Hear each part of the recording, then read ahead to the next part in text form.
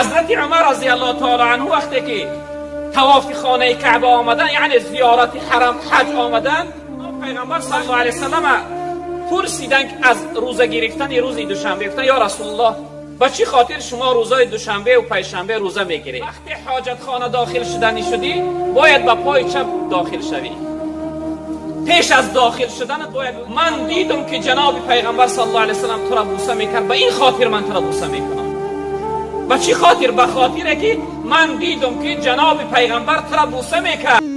حضرت عمر رضی الله تعالی عنه وقتی که طواف خانه کعبه آمدن، یعنی زیارت حرم حج آمدن، وقتی طواف ادا کردن سنگ حجر الاسود، اون سنگ سیاهی که حاجی ها میروند سر در اون مهری پیش میکنن بوسه میکنن، وقتی حضرت عمر میگه سر در اون مهری انداخت سنگ بوسه میکرد، یک جمله زیبایی گفت: ای سنگ، ای حجر الاسود، ای سنگ سیاه، تو از یک سنگ سیاه زیاد نیستی.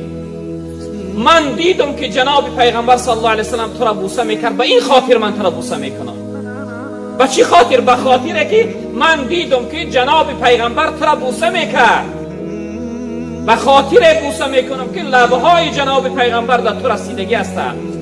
به خاطر بوسه میکنم که جناب پیغمبر تو را بوسه کرده بود. اینا اطاعت از سنت میگویند. یعنی قدم حضرت عمر قدمش در جای میگذاره که پیغمبر بزرگوار قدم گذاشته است. عمل کاری را انجام میده که پیغمبر بزرگوار صلی الله علیه وسلم انجام داده است.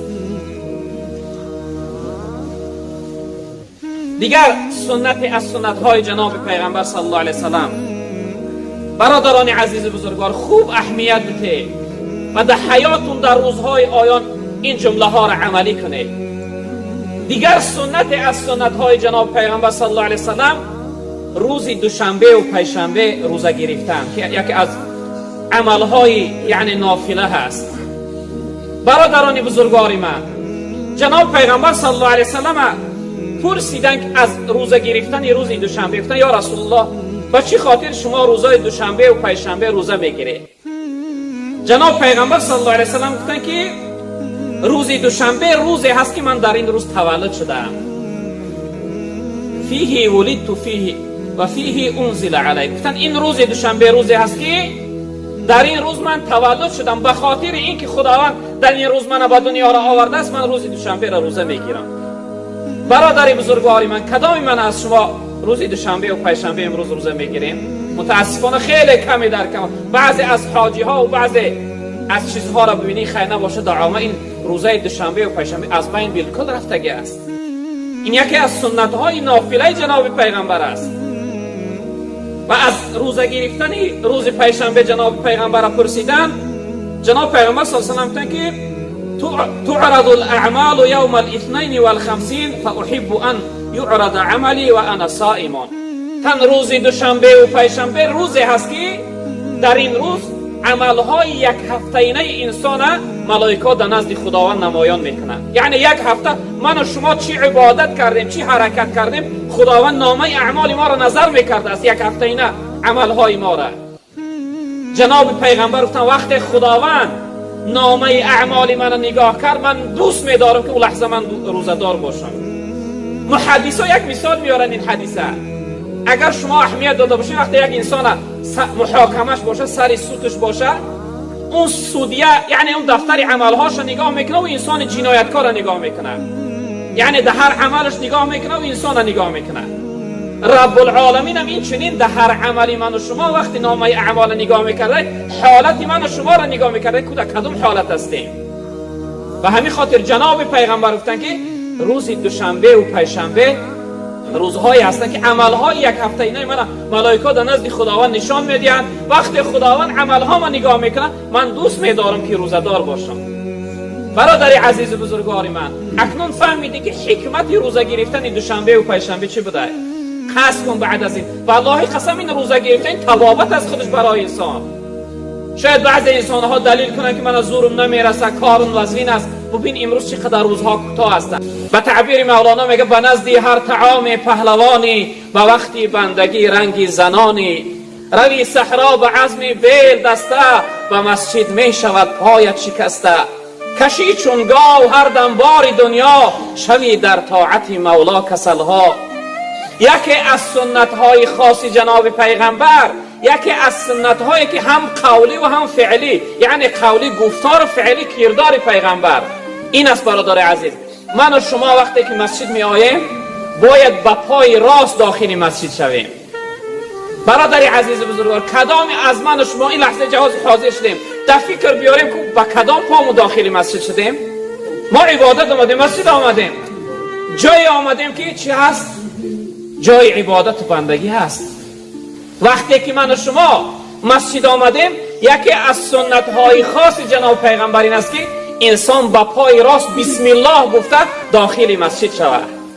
وقتی بسم الله گفتی داخل مسجد شدی، بعد از آن اللهم صل علی محمد و علی آل محمد صلوات گفتن. بعد از آن دعا کردن که اینها از پیغمبر بزرگوار ثابت شدن. اللهم افتح لی ابواب رحمتک، ای پروردگار درهای رحمت در روی من کشاده بگردان. یک سنت خاص جناب پیغمبر، پروردگار درهای رحمت در حیات من کشاده بگردان که امروز چقدر من کمبودی از رحمتی تو دارم، چقدر ناقصی و نارسایی از رحمتی تو دارم. وقتی داخل شدی، وقتی نماز نباشه، وقتی امر معروف و نهی منکر نباشه، 2 رکعت نماز تحیه مسجد که از سنت های جناب پیغمبر، 2 رکعت نماز تحیه مسجد بخوان. اگر وقتی مانع صلات نباشه، وقتی میخواهی دوباره از مسجد بیرون شوی، باید اهمیت بدی که با پای چپ از مسجد بیرون شوی. این سنت های جناب پیغمبر است. برادران عزیز، با پای چپ از مسجد بیرون میشوی و برای خود میگوی که دعا میکنی دوباره که با بسم الله گفته بیرون میشه، میگو اللهم انی اسألک من فضلک، پروردگارا من از فضلت، از زیادتی رزق و برکت حیات از تو طلب دارم. پروردگارا فضل تا برای من نصیب بگردان، مشکلی ها ما آسان بگردان، برکت در حیات من نازل بفرما تا اینکه از رنج و مشقت دنیا نجات بیابم. این یکی از سنت های خاص جناب پیغمبر است. برادران عزیز بزرگوار، دیگر سنتی که از سنت های جناب پیغمبر است. برادران عزیز، به چی خاطر من اینها را برای شما بیان دارم؟ به خاطر که این فعل دائمی من و شما مسلمان ها هست. اینا ما باید اهمیت بدیم، در نظر بگیریم، اینها را یعنی عمل داشته باشیم. دیگر سنتی که امروز از حیات ما دور شده است برادران عزیز بزرگوار، بیت الخلا که ما و شما حاجت خانه میگوییم. روز چند بار داخل میشه میبرای، چی به خاطر طهارت کردن باشه، چی به خاطر قضای حاجت باشه، داخل میشه میبرای. وقتی حاجت خانه داخل شدنی شدی، باید با پای چپ داخل شوی. پیش از داخل شدنت باید بگویی که اللهم انی اعوذ بک من الخبث والخبائث، پروردگارا من از تو پناه طلب میکنم از غژدی و غژدی ها. البته حاجت خانه بیت الخلا جای غژدی است، جای نجاست است، جای ناپاکی هست. پیش از داخل شدنت بگو ای پروردگار چند لحظه ای که من در حالت ناپاکی و جای بد هستم من نگه بدار، پروردگار من در غفلت نگذار. وقتی داخل شدی، قضای حاجت کردی، طهارت شکستی، طهارت کردی، بیرون شدی، وقتی بیرون شدن با پای راست باید بیرون شدی.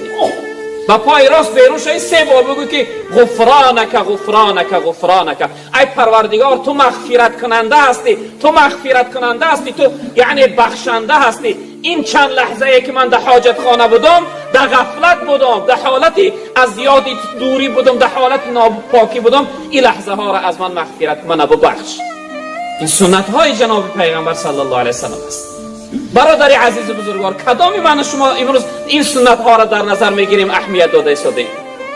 در یک روایت جناب پیغمبر صلی الله علیه و سلم گفتن که در زمستان برای امت های من برای عبادت کردنشون 2 خوبی هست، 2 نیکی هست. در فصل زمستان برای عبادت کردن امت های من روزهاش کوتاه هستن برای روزه گرفتن، شبهاش دراز هستن برای نماز خواندن. برادر عزیز ببین، روز تا ای میگو که بیگاه میشه، این شب روز ساعتی 5 ناشده برای من شما شام میشود. شبهاش چقدر طولانی هستن، سیرخواب میکنی و یعنی میشود که وقتی که نماز تهجد بخونی که یکی از سنت های جناب پیغمبر، سنتی خاصی جناب پیغمبر تهجد است، نماز شب خواندن. متاسفانه کدامی من از شما امروز نماز تهجد میخونیم؟ اینها سنت هایی هستند که از جامعه ما دور شدن. برادر عزیز، بیا امروز ما این سنت های پیغمبر رو دوباره زنده کنیم. وقتی ما دعوای امتی داریم، ما وقتی دعوا می‌کنیم که جناب پیغمبر دوست می‌داریم، باید این سنتاش زنده کنیم. جناب پیغمبر صلی الله علیه و سلم من احیا سنتی فقط احبنی و من احبنی کان معی فی الجنه. هر شخصیتی که سنتی من زنده کرد و من دوست داشته است، هر شخصیتی که من دوست داشت همراهی من در جنت است. و این خاطر من و شما برادران عزیز بزرگوار این قصد باید داشته باشیم که دوباره این سنت های پیغمبرمون زنده میکنیم، نمیگذاریم که از بین بروند. و دیگر از سنت هایی که جناب پیغمبر صلی الله علیه وسلم داشتن و امروز متاسفانه از جامعه ما دور شده است، این مسواک است برادران عزیز بزرگوار. مسواک چویه که امروز شاید قیمتش 50 روبل یا 100 روبل روسی باشه، قدر قیمتی نیست که انسان دیگر طاقت و یعنی قوت خریدنش نداشته باشه. مسواک چو یک چوبی هست که اون دهان پاکیزه میکنی. چقدر جناب پیغمبر صلی الله علیه وسلم مسواک دوست می داشتن. در روایت گفتن که لولا ان اشق علی امتی لامرتهم بالسواک عند کل وضوء، عند کل صلاه هم آمده. جناب پیغمبر تا اگر برای امتای من مشقت نمیشید، دشواری نمیشید، امرش میکردم که نزد هر نماز و هر طهارت دهانها را مسواک کنند. حضرت عایشه مادر میگه جناب پیغمبر با چنان مسواک دوستی می داشتن که وقتی از خواب بیدار میشدن در حال دهان مبارک مسواک میکردن. وقتی در خانه داخل میشدن، یعنی از جای می آمدن داخل خانه میشدن، در حال پیغمبر بزرگوار دهان مسواک میکردن. چقدر جناب پیغمبر صلی الله علیه و سلم مسواک دوست می داشتن. حتی در روایت گفتن که السواک مطهرة للفم مرضاة لربی، تن مسواک برای دهان شما پاکیزگی هست و خداوند از شما راضی میگردانه. ببین دو فایده داشته این مسواک. یکمش دهان پاکیزه میگردونه، بوی دهان دور میکنه. متاسفانه بعضی برادرها وقتی به انسان صحبت میکنه چقدر دهاناشو بوی بد داره. جناب پیغمبر تن مسواک بوی دهان شما رو دور میکنه و پروردگار از شما راضی میگردانه. این یکی از سنت های جناب پیغمبر صلی الله علیه و سلم. حتی در روایت گفته که السواک شفاء لكل داء، تن مسواک با تمام دردهای شما را شفا هست. دندان یعنی تبابت دندانها را سفید میکنه، بوی دهان دور میکنه، ویخهای دندان مستحکم میکنه، حتی با معده را فایده داره مسواک کردن. که متاسفانه امروز این سنت جناب پیغمبر صلی الله علیه وسلم از جامعه دور شده است برادران عزیز بزرگوار. دیگر سنتی که امروز در جامعه ما عملی نیست، این برادران عزیز بزرگوار نماز ضحی هست که بزرگا و کلانهای ما نماز سر آفتاب میگفتن که اون انسان وقتی آفتاب برآمدن میخونه. این سنتی هست که جناب پیغمبر هرگز در حیاتش ترکش نکرده است. حتی جناب پیغمبر صلی الله علیه وسلم خود یعنی شخصیتشون این عمل انجام میدادن و برای اهل اصحاب امر میکردن که شما نماز ضحی خوانه، نماز اشراق خوانه، نماز سر آفتاب خوانه.